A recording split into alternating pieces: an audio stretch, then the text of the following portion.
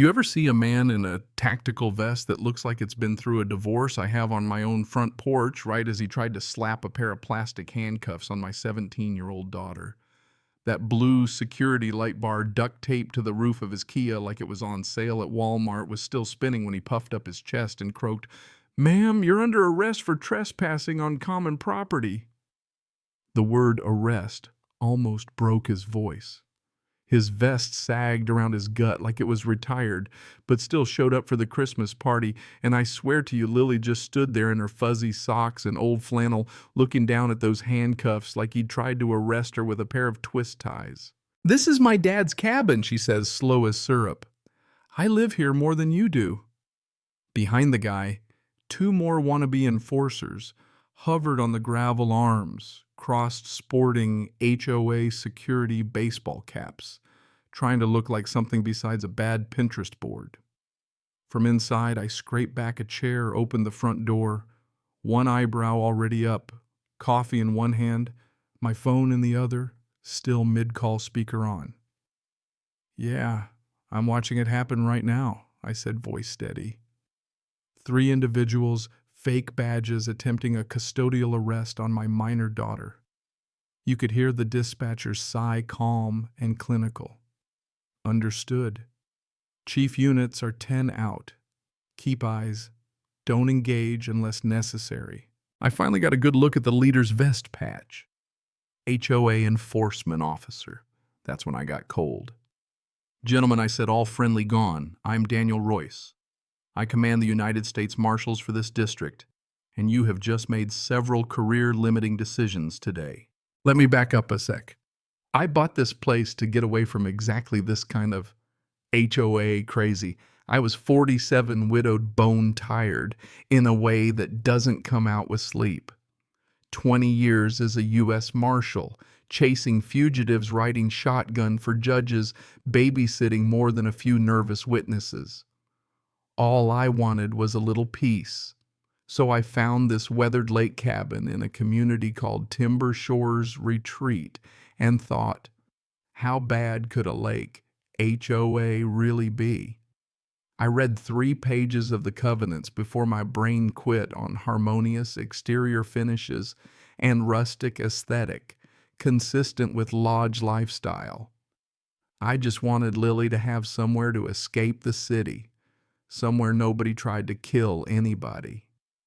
The first weekends were perfect fishing pancakes, teaching Lily to build a fire that didn't look like arson. The HOA just white noise in the background, an email about boat stickers, a reminder not to leave your kayak out, the usual Facebook drama over music. Then I met her. Mara Yates, president of the Timber Shores Retreat Property Owners Association. She came up on me at the dumpster because of course she did. "Mr. Royce," she said, "all business. I chair the Architectural Review, Security, and Social Committees." Her smile never hit her eyes. "We get a lot of outsiders sneaking in. Renters, teenagers, jet ski people." "Jet ski people, you'll see," she said, voice like a warning shot. "Oh, and you're expected at the next HOA meeting. Mandatory for all new owners. We're discussing enforcement enhancements."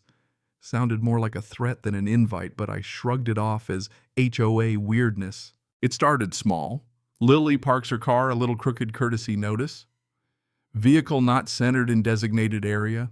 Please review parking guidelines." Our firewood stack visible from the road, which was a deer trail, and one guy who jogged in jeans. Warning letter. I rolled my eyes, paid my dues, ignored the noise.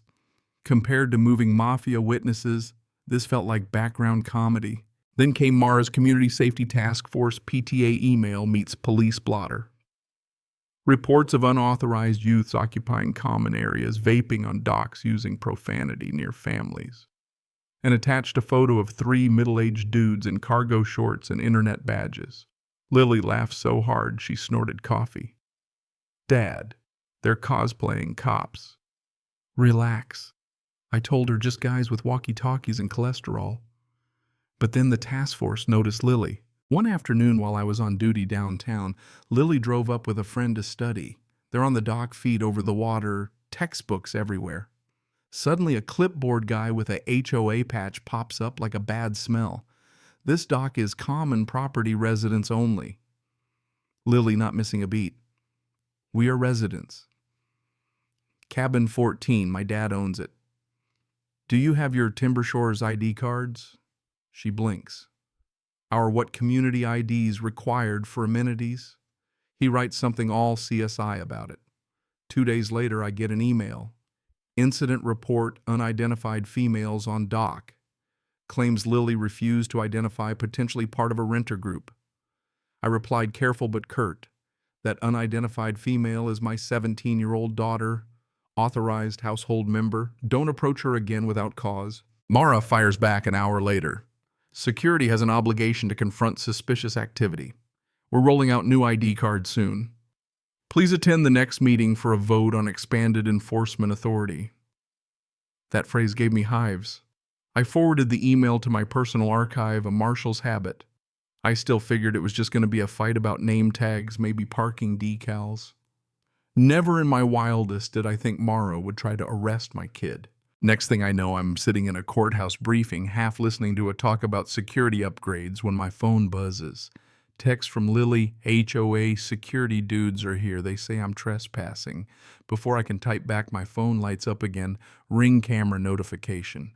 I open the feed, 3 men patrol vests standing on my porch. Clipboard guy is fiddling with plastic cuffs. Another's filming like it's a YouTube bust. I hear Mara's voice shrill and righteous. Refusing to leave common property when directed by authorized security constitutes trespassing. We will be taking her into custody until her guardian arrives. My chair nearly hit the floor as I stood. Family emergency, I barked to my team already moving. I called the operations desk. It's Royce. I've got 3 HOA cosplayers trying to arrest my daughter at Timber Shores. Live camera rolling. The line went silent, then a low whistle. You serious? Serious as a heart attack. Sending you the feed. Keep streaming, don't engage unless she's in danger. I patched the video, floored the accelerator. On camera clipboard, Brad stepped closer. Ma'am, if you refuse to comply, we'll have to arrest you for trespassing and disorderly conduct. You're disturbing the peace. Lily, bless her, just goes, I'm literally just existing. He puffs up. We have new enforcement authority. We voted on it. Lily snorts. That's not how laws work. Mara steps in triumphant. This is for your own good. Until your father picks up your ID cards and reviews our minor guest policy, you're not permitted on Timber Shores common property unsupervised. Custody is the next step. Clipboard Brad adds, yeah, custody. My deputy's voice buzzes over the speaker. We're 10 minutes out, Chief. Local sheriffs looped in. They've had complaints about this HOA group. Copy. I'll hold perimeter. By now, I'm fuming. Not sure what's worse, they're scaring my kid, or they're swaggering around playing cop with all the trimmings, but none of the law. They just moved from annoying to criminal false imprisonment, impersonating officers, unlawful arrest. Mara thought she'd leveled up her authority, but she was about to get a lesson. My SUV slid into the gravel tires, spitting dust. Clipboard Brad was a little too close to Lily, holding those plastic cuffs like a relic. Last chance, ma'am, he said, voice shaky. Come with us voluntarily, or what? I cut in, stepping up the porch, flipping open my ID wallet, the Marshall star glinting in the light. State your names full legal and don't lie. This is being recorded. Mara straightened her blazer. Daniel, there's no need for theatrics. Our security team acts under authority granted by the Timber Shores bylaws. Your daughter refused to leave common property, and I ignored her staring at Brad. What's your name? Brad Fenwick, he stammered. Brad, are you certified law enforcement anywhere? Well, I did the 8-hour security course. So no, I said. Are you trying to handcuff a minor and take her somewhere against her will? It's not like that. We're just detaining her. That's what security does. Lily slipped behind me, shoulders dropping. Then gravel crunching. 2 cars, sheriff's cruiser, and a dark SUV with government plates. Mara blinked. Who? Who is that? I grinned. That's real authority, Mara. The sheriff stepped out, eyes scanning vests, light bar badges. Ma'am, he said to Mara, want to explain why your HOA is putting people in uniforms that look like police and trying to detain residents? Mara's smile quivered. We're just enforcing community standards. Timber Shores is private property. Private doesn't mean lawless, I said. You can write violation letters, tow vehicles, but you can't slap on a badge, declare someone under arrest, and haul them off for not kissing your ring at a meeting. Ortiz, my deputy, picked up Brad's cuffs. If these toys touch her wrists, he said, you're leaving here in real ones. Brad looked ready to faint. The sheriff turned to me. You want to press charges, impersonating an officer, unlawful detention of a minor. At minimum, they never wear security again. Ortiz nodded. And we'll be forwarding this? He pointed at my phone to the DA. Mara's face finally cracked. You can't do this. We voted. The community gave us this authority, Mara, I said. All ICE vote, all you want. You don't outrank the Constitution. 2 weeks later, the HOA board meeting hit record turnout. Turns out board members getting arrested on the president's lawn is a draw. They'd moved from the dinky office to the Timber Shores Lodge, a log shell pretending to be rustic. I wasn't planning to go, but Lily wanted to see the ending. The acting president, David Chen, called to order. We have several items, but clearly item 1, security committee actions. People chuckled nervously. David cleared his throat. As you know, the board voted to expand the authority of the Safety Task Force uniforms, patrols, detainment protocols. We believed we were within our rights, which was wrong legally and ethically. The sheriff and DA made that clear. His voice shook. Effective immediately, the security committee is dissolved. All badges, vests, equipment surrendered to management by Friday. There was a rustle in the crowd. David's eyes flicked to Mara, sitting stiffer than plywood. As for Miss Yates, she's removed from all officer positions pending the outcome of the criminal case, barred from any enforcement now or in the future. Someone in the front, an older woman, shot up a hand. What about the rest of us? You let them play tinfoil cops and scare our kids. What stops this from happening again? David nearly wilted. We're bringing in independent oversight, legal review, annual training, and we've asked Mr. Royce to explain the difference between real law enforcement and HOA enforcement. Lily nudged me. You kinda have to, she whispered. So I stood, walked to the front. I didn't yell. I'm not here as your neighbor. I'm here as someone who's spent 20 years with actual authority oversight training and a mountain of paperwork. I paused. Law enforcement isn't a vest or a badge, it's law and all the boring accountability that comes with it. You want to vote on a potluck or a kayak race, great. But you start talking about arresting teenagers who live here because you don't like their attitude, you've crossed the line.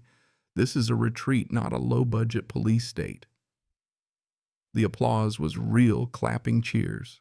Mara stayed in her seat, face locked. By the end, the HOA patrol vests were stacked on a table like trophies. Ortiz, who swung by out of courtesy, picked one up and snorted, "Man, I've seen less ridiculous gear at SWAT Halloween parties." 3 weeks after that, Mara stood in court, her blazer stiff, her face pale as the judge read out the plea.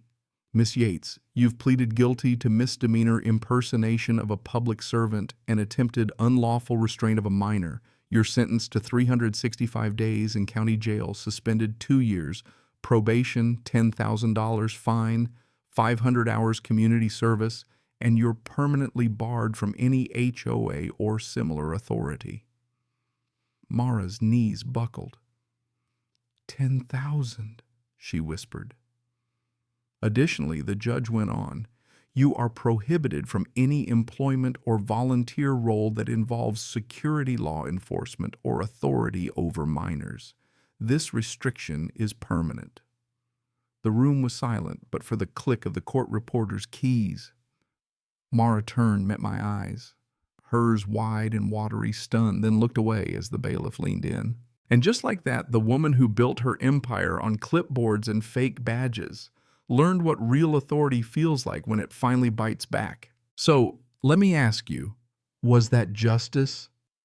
Or just another HOA gone off the rails? Drop your thoughts below. Ever seen an HOA or a power trip like that? If you have, I want to hear your story hit, like share your take on justice and authority. And don't forget to subscribe. There's always another security committee just waiting in the wings